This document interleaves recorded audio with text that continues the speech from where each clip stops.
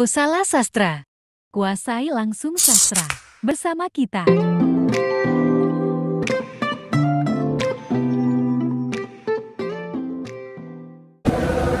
Assalamualaikum warahmatullahi wabarakatuh. Selamat pagi, siang, sore, malam teman-teman. Apa kabar nih teman-teman? Semoga teman-teman semua dalam keadaan baik dimanapun teman-teman berada. Dan satu lagi yang penting nih, semoga teman-teman dalam keadaan yang bahagia selalu. Amin, amin ya rabbal alamin. Saya ucapkan selamat datang di podcast Kusala Sastra. Kuasai sastra langsung. Tak kenal maka tak sayang. Sudah pernah mendengar pepatah tersebut? Mungkin dari teman-teman sudah banyak yang mendengar. Iya, paham. Iya, benar sekali. Mungkin teman-teman sekalian juga sudah pasti sering sekali mendengar pepatah legend yang satu ini, gitu ya. Maka dari itu kita perkenalan terlebih dahulu nih. Perkenalkan, saya Lutfiah Indroatul Musbiro, biasa dipanggil Vivi. Di sini saya dari program studi Pendidikan Bahasa dan Sastra Indonesia Universitas Jember. Baik, perkenalannya cukup sampai di situ saja ya. Kita langsung saja. Jadi sekarang hari ini di video kali ini kita akan melakukan bedah puisi. Mungkin teman-teman juga sudah membaca puisi apa yang akan kita bedah. Di thumbnail sudah ada pastinya Kak. Kali ini kita akan membedah salah satu puisi yang berjudul Surat kepada Bunda tentang calon menantunya karya W.S. Rendra dengan menggunakan kritik New Criticism. Nah, di sini sudah ada dua narasumber kita, yaitu ada Kak Alimah dan juga ada Kak Vika. Teman-teman. Nah, kita perkenalan terlebih dahulu dengan mereka berdua ya. Silakan Kak. Baik, terima kasih ya moderator. Di sini saya Alimah Cindrawati dari program studi Pendidikan Bahasa dan Sastra Indonesia dari Universitas Jember. Perkenalkan, saya Vika Fadila dari Prodi Pendidikan Bahasa dan Sastra Indonesia Universitas Jember. Nah, baik. Sebelum itu saya mau bertanya nih, bagaimana kabarnya dua kakak yang cantik ini? Alhamdulillah baik ya, juga sehat. Ya, Alhamdulillah, bagaimana kabarnya juga? Ya, alhamdulillah saya juga baik dan dalam keadaan yang sehat. Hari ini, belakangan ini sedang sibuk apa nih Kak? Belajarnya ini? Mungkin kita sampai ya kesibukannya di semester 5 ini sedang menempuh perkuliahan. Gitu ya Kak, jadi Yang sibuk-sibuknya mengerjakan tugas. oh iya benar sekali teman-teman. Kebetulan kita sama ya. Kita sudah berada di semester 5, sedang menempuh semester 5. Mohon doanya semoga kita semua bisa menyelesaikan semester ini dengan lancar, kemudian mendapat nilai yang memuaskan. Baik, di sini saya itu ingin bertanya sedikit kepada moderator kalau diperbolehkan. Iya, silakan diperbolehkan Kak. Mau bertanya apa nih? Mengapa sih moderator ini meminta kita untuk membedah puisi Surat kepada Bunda tentang calon menantunya karya W.S. Rendra ini? Oh ya, jadi menurut saya nih ya, puisi ini tuh sangat menarik untuk dibedah Kak. Jadi puisi ini benar-benar menyentuh hati saya gitu ya Kak. Mungkin kalau teman-teman nanti membaca puisi ini juga hatinya ikut tersentuh gitu ya. Dimana puisi ini tuh menceritakan tentang ucapan terima kasih seorang anak kepada bundanya, dimana bundanya itu sudah merawatnya, sudah menjaganya dari kecil sampai besar dengan penuh kasih sayang, dengan penuh cinta, ya. Sampai akhirnya di suatu waktu si bundanya ini harus mampu merelakan anaknya untuk hidup dengan orang lain, gitu ya, untuk menempuh hidup baru yaitu menikah, seperti itu. Mungkin teman-teman di sini juga bisa ya menyimpan puisi ini untuk nantinya dibacakan untuk bunda tersayangnya, untuk mamanya, gitu ya, di hari-hari penting, mungkin di hari pertunangannya atau mungkin di hari Sebelum pernikahan. iya, benar sekali, di sebelum pernikahannya juga bisa seperti itu. Jadi sekilas makna dari puisi ini tuh sangat menyentuh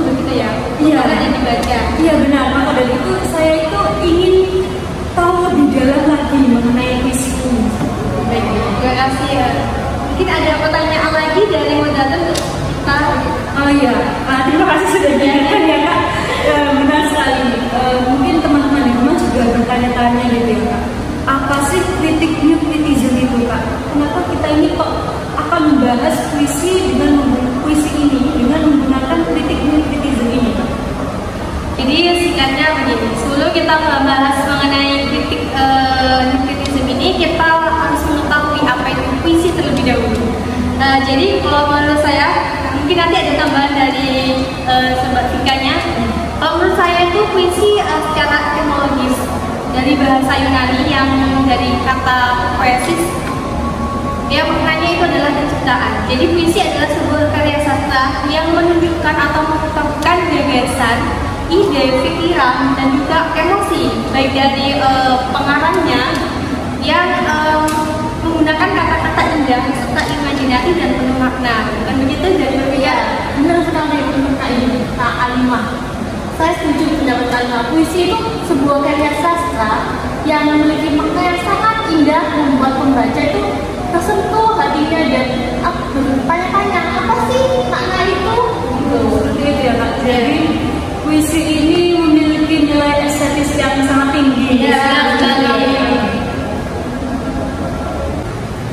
Oke, baik. Jadi tadi itu mengenai apa itu puisi, seperti itu ya Kak. Ada yang belum terjawab nih Kak. Tadi ya Kak, ya, yang belum terjawab itu mengenai apa sih kritik new criticism itu Kak. Silahkan. Baik, jadi sedikit penjelasan dari saya bahwa new criticism ini adalah sebuah kritik sastra baru yang muncul pertama kali pada tahun 1920-an, kemudian berkembang pada tahun 1990-an. Adapun tokoh-tokoh yang melatar belakangi kritik sastra ini sendiri ialah salah satunya ada Robert Pengarel, ada Alan Tuttle, kemudian ada Johnson Ransom dan sebagainya. Jadi begini, pada mulanya kan new criticism ini muncul sebagai reaksi terhadap teori kritik sastra sejarah dan juga terhadap kritik sastra biografi.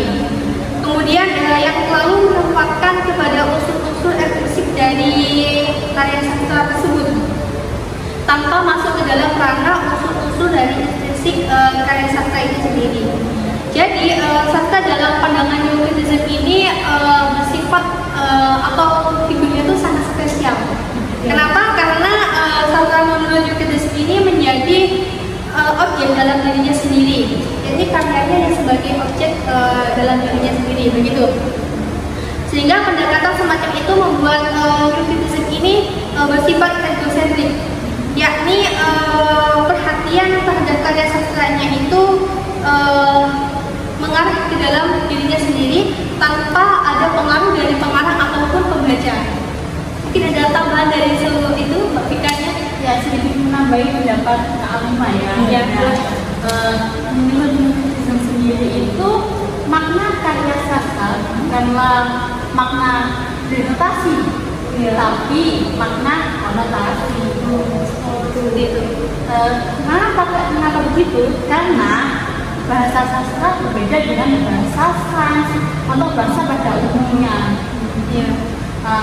Tidak hanya itu, pendekatan yang menitikberatkan pada unsur intrinsik itu membuat criticism menjadi sangat populer untuk kalangan akademisi. Ya.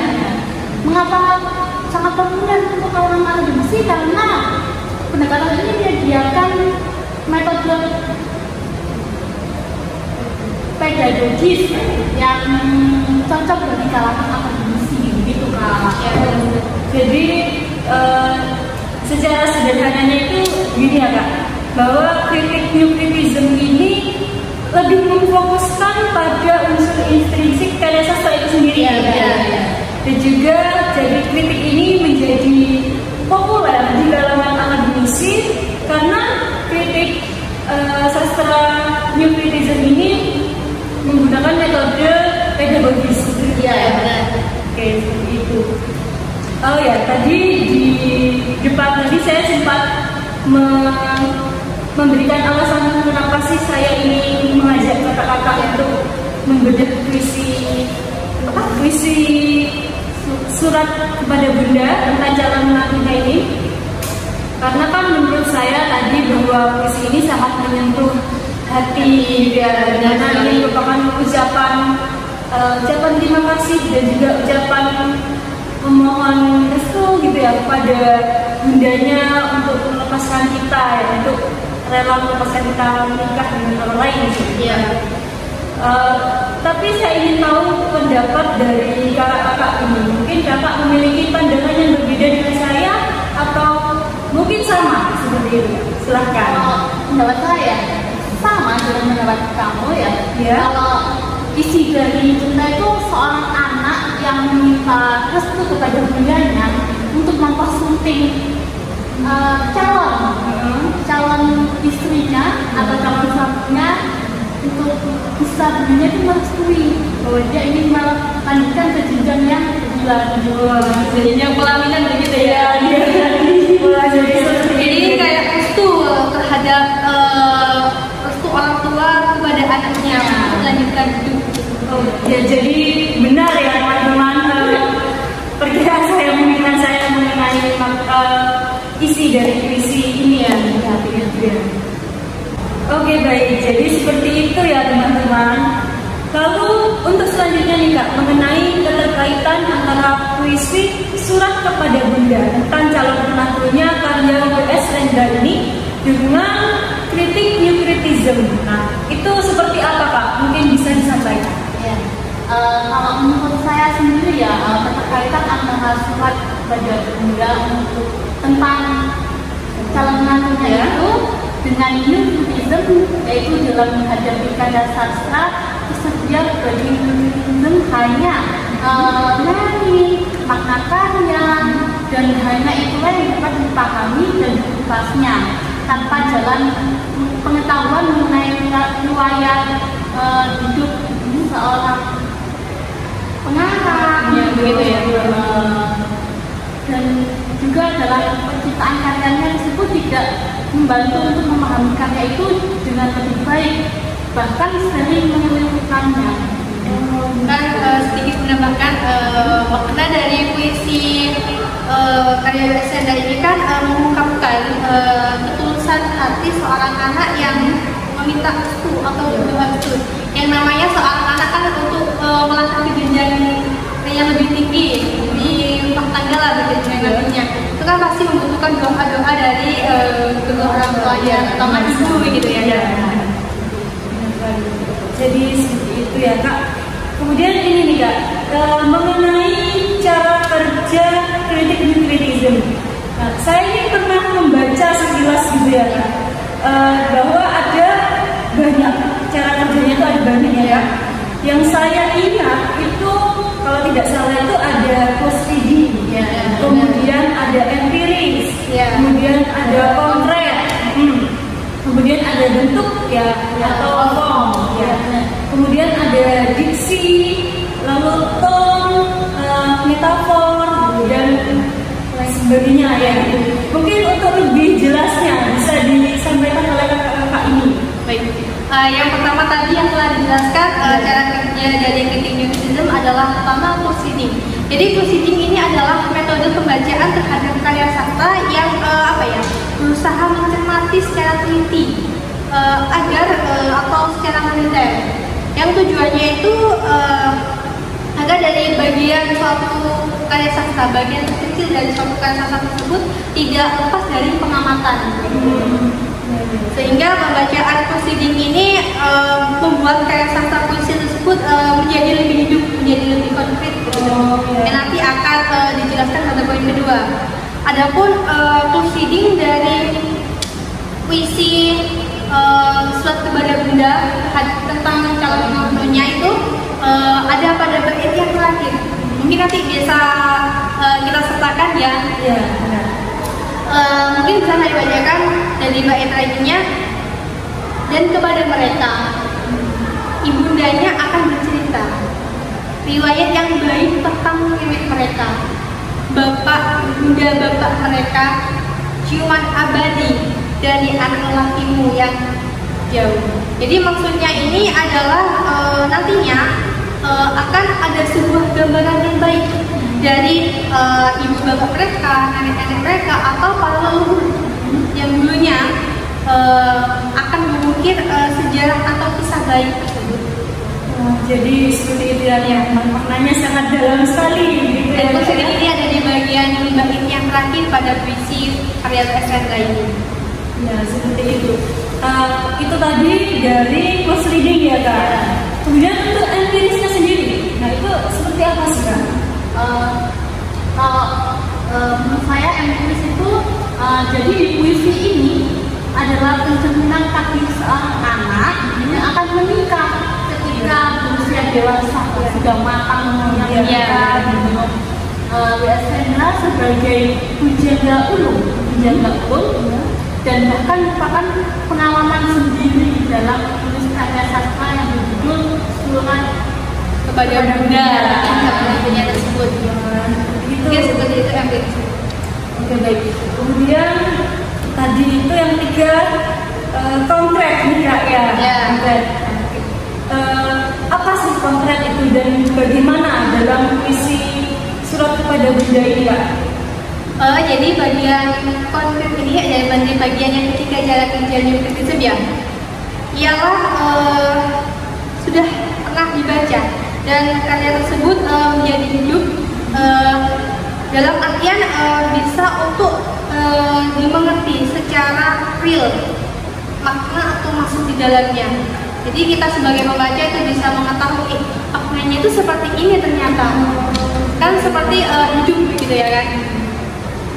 Mungkin dari puisi karya Wisata ini konkretnya itu ada di bagian ketiga bagian saya bacakan bait ketiga dari puisi ini, yaitu Mama, burung dara yang nakal, yang sejak dulu kau piara, ingin terbang dan telah menuju dunia. Ia telah meninggalkan sarang yang kau buatkan. Nah, itu maksudnya ini anak yang sudah dulu dirawat, disayangi oleh ibunya, sudah waktunya untuk melanjutkan hidup yang lebih serius dan menemui pasangannya. Ia akan pergi meninggalkan rumah yang dia tinggali dari bayi sampai dia sudah dewasa.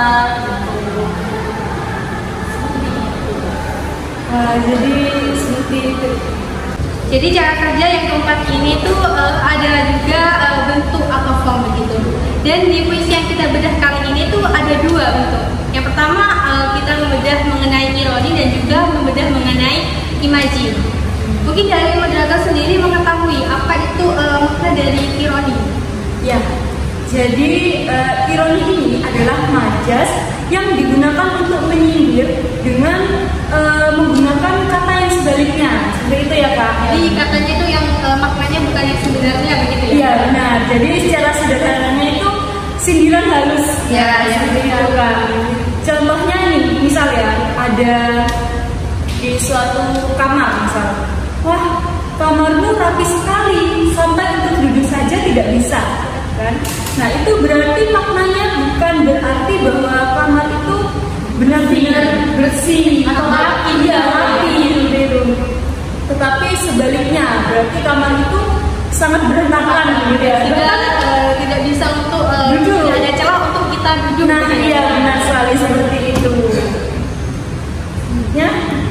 Baik, jadi benar sekali ironi adalah majas atau gaya bahasa yang maknanya itu berbanding terbalik. Jadi maknanya ini berlawanan dengan makna yang sesungguhnya. Adapun ironi yang di dalam puisi tersebut ini ada 3 macam. Yang pertama ada ironi verbal. Jadi ironi verbal ini ironi yang maknanya itu kebalikan atau lawan dari yang diucapkan apa yang dimaksud sesungguhnya begitu. Contohnya itu pada kalimat di puisi tersebut mengenai janganlah kau cemburu. Jadi janganlah kau cemburu ini kalimatnya itu diucapkan, disampaikan dengan maksud agar bisa menjadi agar bisa diterima dengan lapang dada. Itu yang ironi verbal dari puisi yang diciptakan oleh W.S. Hendra tersebut. Lalu selanjutnya ada ironi dramatik. Jadi ironi dramatik ini ironi yang lawan dari kebalikan, sama-sama lawan atau kebalikan dari apa yang diketahui tokoh dan juga pembacanya. Nah, contohnya pada puisi Surat Kepada Bunda tentang calon menantunya karya Sandra ini, karena pembaca dan pengarang itu sudah sama-sama memahami apa sih maksud dari sebagaimana seorang ibu atau orang tua yang ingin atau menerima menantunya sebagai partner atau pasangan dari anaknya tersebut. Sangat dalam sekali ya maknanya ya. Lalu yang selanjutnya ada ironi situasi. Jadi ironi situasi ini adalah lawan atau kebalikan dari harapan atau prasangka dari hasil prasangka tersebut gitu.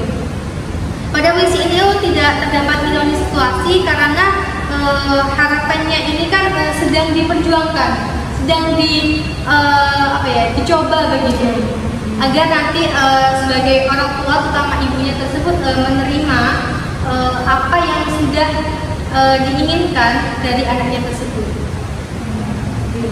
Mungkin itu saja dari ironi, dan selanjutnya mungkin mengenai imaji.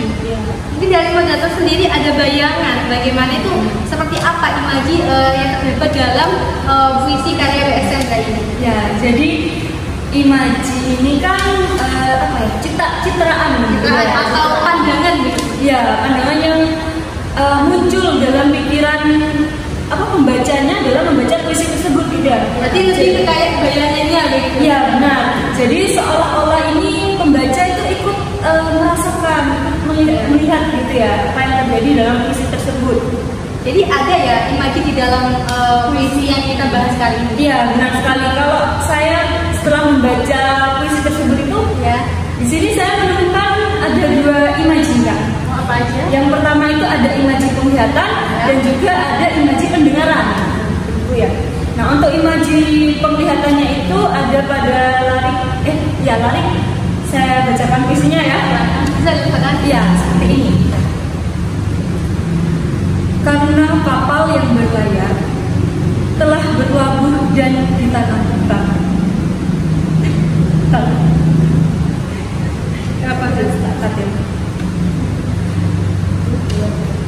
Karena kapal yang berlayar telah berlabuh dan ditambahkan, jalan-jalan yang mengkhawatirkan kini terbang menemui jodohnya. Bila malam telah datang. Nah, jadi di puisi ini tuh menggambarkan atau memunculkan bayangan mengenai penglihatan. Jadi mengenai kapal yang berlayar, itu kan kita tidak bisa melihatnya sebenarnya. Iya. Tapi iya. Nah, tapi karena adanya citraan itu, jadi kita bisa membayangkan. Kemudian untuk imaji pendengarannya sendiri itu ada pada larik puisi yang berbunyi seperti ini. Dan panggillah ia dengan kata anakku, kisahkan padanya riwayat para leluhur kita. Mungkin seperti itu Kak, imaji pendengaran dalam puisi Surat Kepada Bunda tentang calon menantunya, karya W.S. Sandra. Ya, benar sekali pendapat mendengarkan ini ya. Untuk cara kerja mutism selanjutnya itu ya ada diksi. Ya. Diksi sendiri itu memiliki makna pilihan kata dalam tulisan yang digunakan untuk menggambarkan suatu cerita atau suatu makna. Iya. Dalam puisi ini, ya, pengarang ini lebih banyak menggunakan kata-kata yang sangat familiar, kan? Iya. Kata-katanya itu mudah dipahami. Iya, Kan? Sementara itu diksinya ini digunakan pengarang kebanyakan bermakna konnotatif. Misalnya seperti yang melukiskan kehidupannya.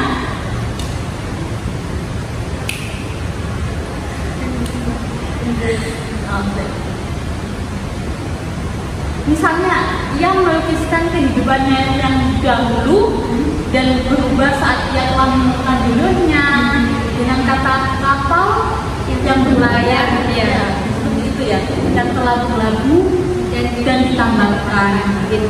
Dia juga melukiskan dirinya sewaktu belum menemukan jodohnya seperti burung dara yang nakal. Oh ya, Itu kan seperti seorang anak yang belum menemukan apa ya, belum menemukan jodoh atau masih bujang gitu Iya, ya, masih sendiri. iya.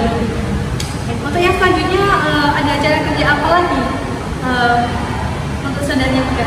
Untuk selanjutnya ada ton atau nada. Untuk nada ini mengacu pada suasana yang terbentuk dalam sebuah puisi sebagai dampak dari sikap menyair terhadap pembaca dan tema yang disajikan. Ya. Baik, jadi puisi nada tersebut bila kita amati bentuknya berbeda dengan puisi-puisi lain, bahkan lebih banyak mendekati bentuk pantun ataupun syair. Karena bentuk puisi ini tuh mengenai ibunda tercinta begitu. Ini tidak mengikuti pola-pola tertentu seperti pada pantun atau syair sebelumnya yang selalu memakai pola-pola tetap. Mungkin ada salah satu pola yang bisa saya bacakan. Yang pertama itu ada di tiap bait terdiri atas 4 baris dan juga larik. Yang kedua tiada baris atau larik terdiri atas 4 kata. Jadi tiap kata itu ada 2 frase. Lalu yang ketiga itu ada irama beralun. Irama beralun ini ada 2. Kemudian ada yang keempat itu bersajak tetap. Yakni pantun ini bersajak AB dan syair sajaknya itu A begitu. Dan pada puisi di atas juga mengikuti pola di tiap baitnya terdiri atas 4 baris dan juga atau 4 larik begitu juga. Tetapi tidak mengikuti pola-pola bersajak tetap. Sajak yang digunakan pun bebas. Artinya itu sajak ini tidak berpegang pada pola tertentu. Sehingga hal ini jelas pada kita karena bila kita perhatikan secara keseluruhan dari puisi tersebut bersajak sebagai berikut. Mungkin dari Mbak Mika bisa dijelaskan. Ya, untuk sajak pertama, bait pertama, puisi ini menggunakan sajak AB, BA, B, gitu ya. Untuk bait kedua, puisi menggunakan sajak B, B, B, B, A, A, B, A, A, A, A, A. Banyak ya. Iya, Seperti itu dapatnya. dan bait seterusnya ada nanti dicantumkan kan? Iya, nanti kita cantumkan ya. Untuk yang selanjutnya itu mungkin adalah metafora. Ya. Bagaimana saudari Mika? Metafora ini yaitu perbandingan suatu objek dengan objek lain. Ya. Pada puisi ini terdapat kata dan berganti dengan sandal rumah yang tentram, jinak, sederhana. Untuk apa? Kalimat ini menggambarkan suatu perubahan dalam hidup dari perjalanan hidup yang tak cukup baik menuju perjalanan punya hidup yang tentram, yang baik gitu. Jadi hidupnya itu menuju yang lebih damai, cari kedamaian. Dan untuk kedua, makna yang kedua yaitu burung dara yang nakal. Tadi yang telah dibahas. Ya, tadi menggambarkan seorang anak laki-laki yang nakal seperti burung kan beridentик dengan laki-laki. Seperti burung dara. Dara itu kan berpasangan. Tadi seorang anak laki-laki yang nakal memiliki pasangan gitu. Mungkin lebih tepatnya bukan anak lelaki yang nakal ya, tapi seorang laki-laki yang pastinya memiliki pasangan. Iya, gitu ya. Lebih tepatnya seperti itu. Kan kalau sudah dewasa itu juga punya pola pikir atau kemajuan kedewasaan tersendiri. Benar sekali. Untuk yang selanjutnya itu ada anotopea. Iya.